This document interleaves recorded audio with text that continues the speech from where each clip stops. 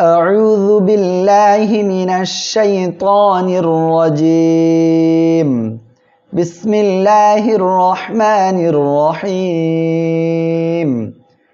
সম্মানিত দর্শক শ্রোতা, পবিত্র কুরআনুল কারীম শিক্ষার আসরে আপনাদের সবাইকে স্বাগত।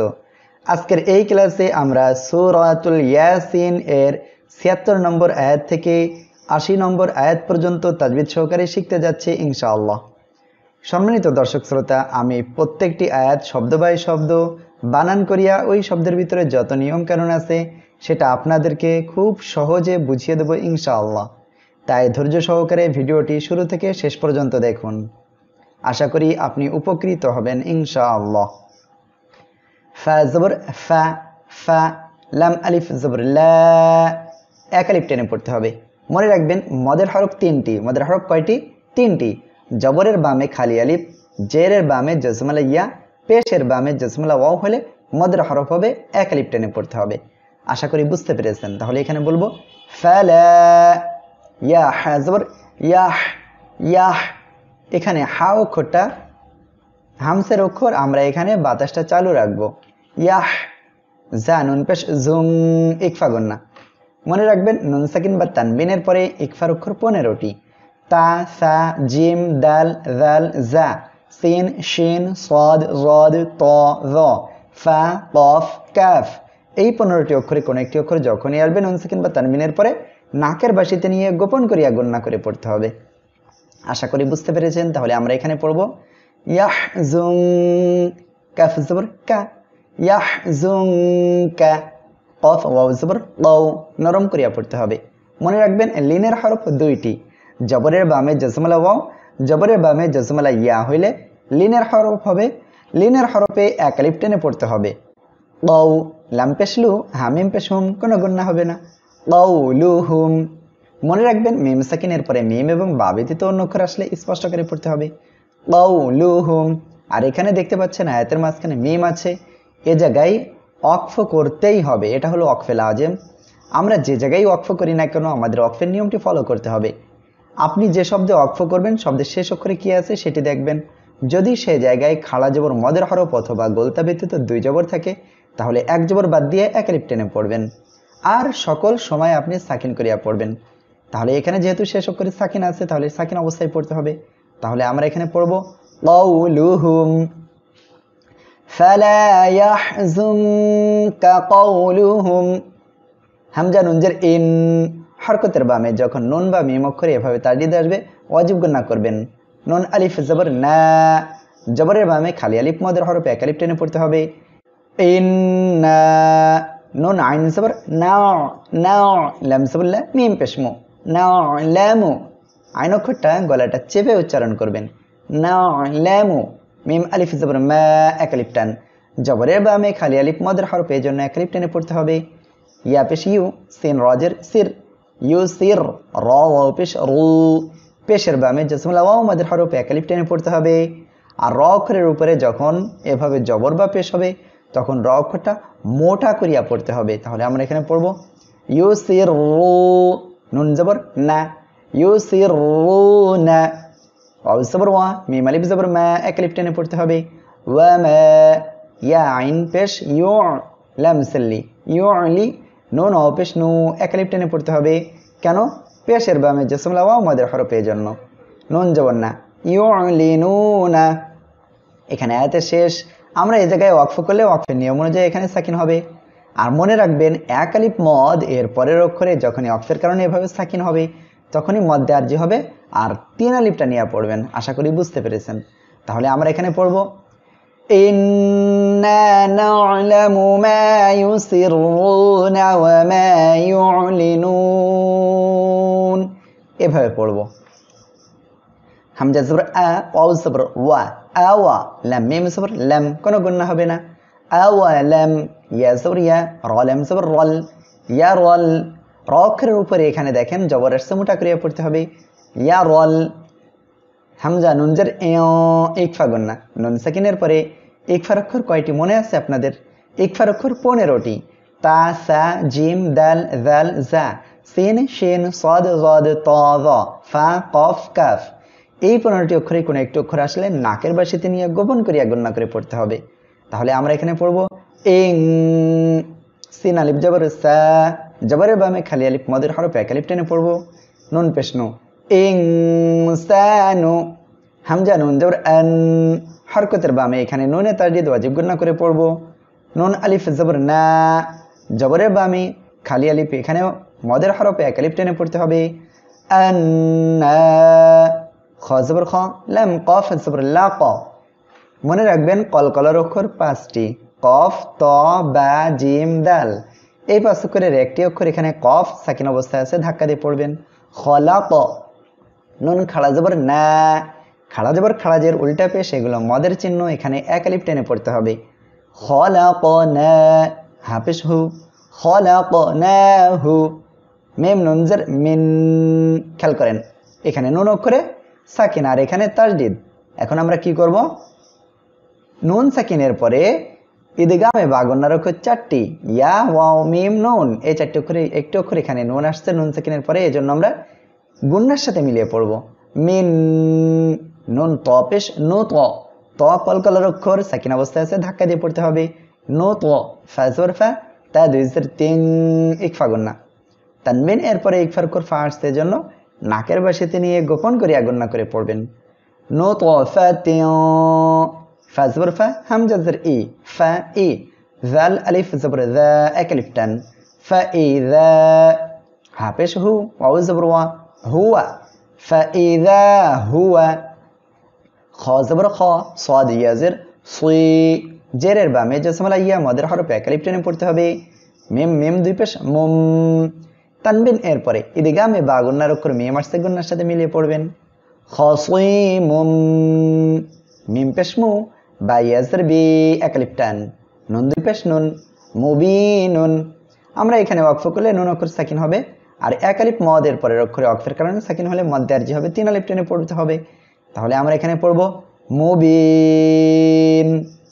আমার সাথে বলেন খসিমুম মুবিন। আওয়ালাম ইয়ারাল ইনসানু আন্না খলাকনাহু মিন নুতফাতিন ফাইযা হু। আমরা এখানে ওয়াকফ করেছি, আর ওয়াকফের সময় ওয়াও অক্ষর সাকিন হয়েছে, আর পেশের বামে জজমালা ওয়াও হয়েছে, এজন্য আমরা এক আলিফ টেনে পড়েছি। এখন আমরা কি করব, আবার এক দুই শব্দ আগের থেকে মিলিয়ে পড়ব। ফাইযা হুয়া খসিমুম মুবিন। ওয়াও জবর ওয়া, দুই ঠোঁট গোল হবে, জ জবর জ, ওয়া জ, র জবর র, বা জবর বা, ওয়া জ র বা, লাম জবর লা, নুন আলিফ জবর না, এক আলিফ টান, লানা, মিম জবর মা, সা জবর সা, মাসা, লাম ওয়াও দুই জবর লাউ। তানবিনের পরে ঈদগামে বা গুন্নার অক্ষর ওয়াও আসছে, গুন্নার সাথে মিলিয়ে পড়বেন। মাসা লাউ, ওয়াও জবর ওয়া, নুন জবর না, ওয়া না, সিন জে সি, ইয়া জবর ইয়া, ওয়া না সিয়া। খ লাম জবর খল, কফ জবর ক, হা উল্টা পেশ হু, এক আলিফ টান, খলকহু। আমরা এখানে যদি ওয়াকফ করি হা অক্ষর সাকিন হবে, তখন হবে খলকহ। আমার সাথে বলেন وضرب لنا مثلا ونسي خلقه। قف ألف زبر قا، এক আলিফ টান, লাম জবর লা, قال, মিম ইয়া জবর মাই, এই যে নুন সাকিন এরপরে ইদগামে বা গুন্নার অক্ষর ইয়া আসছে, আমরা গুন্নার সাথে মিলিয়ে পড়ব। মাই, ইয়া হা পেশ ইউহ, ইয়া লাম জের ইল, ইউহ ইল, আইন জের আই, য আলিফ জবর য, এক আলিফ টান, মিম জবর মা, ইযামা, ওয়াও জবর ওয়া, হা জের হি, ওয়াহি, ইয়া জবর ইয়া, ওয়াহিয়া, র জবর র, মিম ইয়া জের মি, এক আলিফ টান, মিম দুই পেশ মুন, রামিমুন। আমরা এখানে ওয়াকফ করলে মিম অক্ষর সাকিন হবে, আর এক আলিফ মদের পরের অক্ষরে ওয়াকফের কারণে মধ্যে আরজি হবে, 3 আলিফ টেনে পড়ব। আর এখানে দেখেন র অক্ষরের উপরে জবর আসছে, মোটা করে পড়তে হবে, তাহলে এখানে হবে রামিম। আমার সাথে বলেন قال من يحيي العظام وهي رميم। قاف لام পেশ কুল, ইয়া হা পেশ ইউহ, ইয়া ইয়া জের ই, এক আলিফ টান, হা লাম জবর হাল, ইউহয়ি হাল, লাম জবর লা, জাল ইয়া জের জি, 3 আলিফ মধ্যে মুনফাসিল হবে। আমরা এখানে 3 আলিফ টেনে পড়ব। কেন? মনে রাখবেন এক আলিফ মদের পরের অক্ষরে পৃথক শব্দের শুরুতে যদি এভাবে হামজা আসে তাহলে মধ্যে মুনফাসিল হবে, তিন আলিফ টেনে পড়বেন। এখানে দেখেন জেরের বামে জজমালা ইয়া মদের হরফ, এক আলিফ মদ, এরপরের অক্ষরে পৃথক শব্দের শুরুতে হামজা আসছে, মধ্যে মুনফাসিল হচ্ছে, আমরা তিন আলিফ টেনে পড়বো।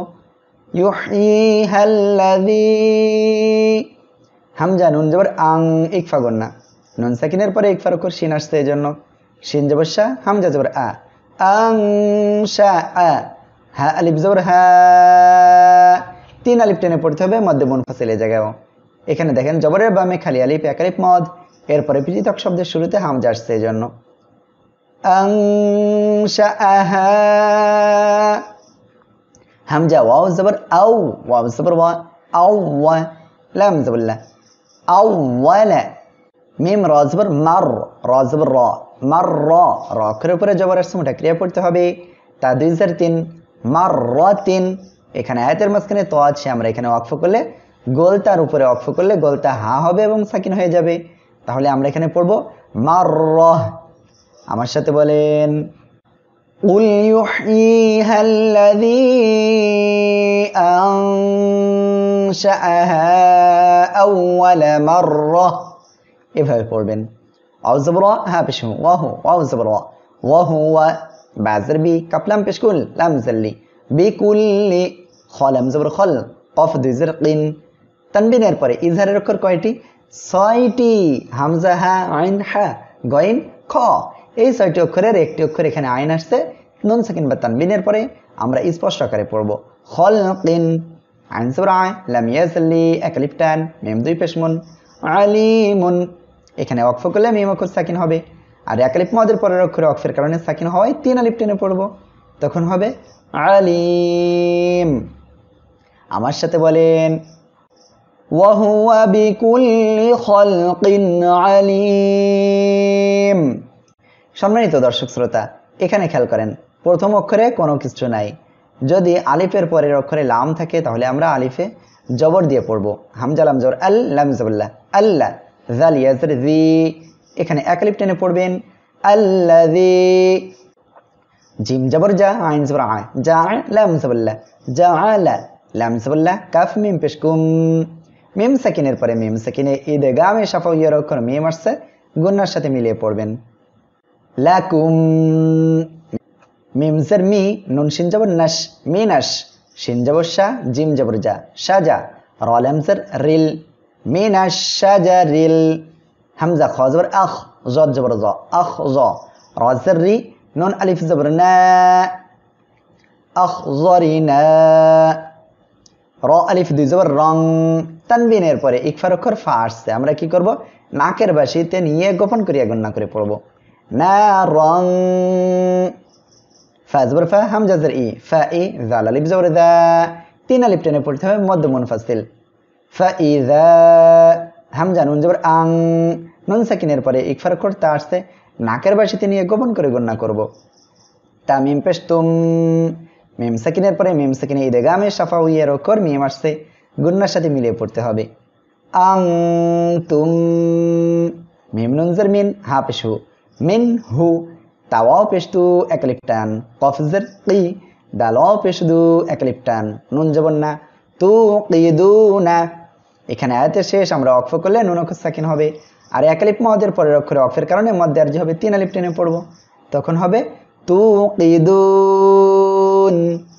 আমার সাথে বলেন আল্লাযী জাআলা লাকুম মিনাশ শাজারিল আখযারি নারান ফাইযা আনতুম, আমরা এখানে মিম সাকিনের উপরে ওয়াকফ করেছি, তাহলে আমাদের এই সাকিন অবস্থায় পড়তে হবে, এরপরে আবার এক দুই শব্দ আগে থেকে মিলিয়ে পড়ব ফাইযা আনতুম মিনহু তুকিদুন, সাদাকাল্লাহুল আযীম। সম্মানিত দর্শক শ্রোতা, ভিডিওটি ভালো লাগলে লাইক, কমেন্ট এবং শেয়ার করে আপনারা আপনাদের বন্ধুদের নিকটে পৌঁছে দিন, যাতে করে আপনার বন্ধুরা সহজেই কোরআনুল কারীম শিখতে পারে। আগামী ভিডিওতে আবার আপনাদের সাথে কথা হবে, ঠিক তত সময় পর্যন্ত আপনারা নিরাপদে থাকুন, সুস্থ থাকুন। আসসালামু আলাইকুম ওয়া রাহমাতুল্লাহি ওয়া বারাকাতুহু।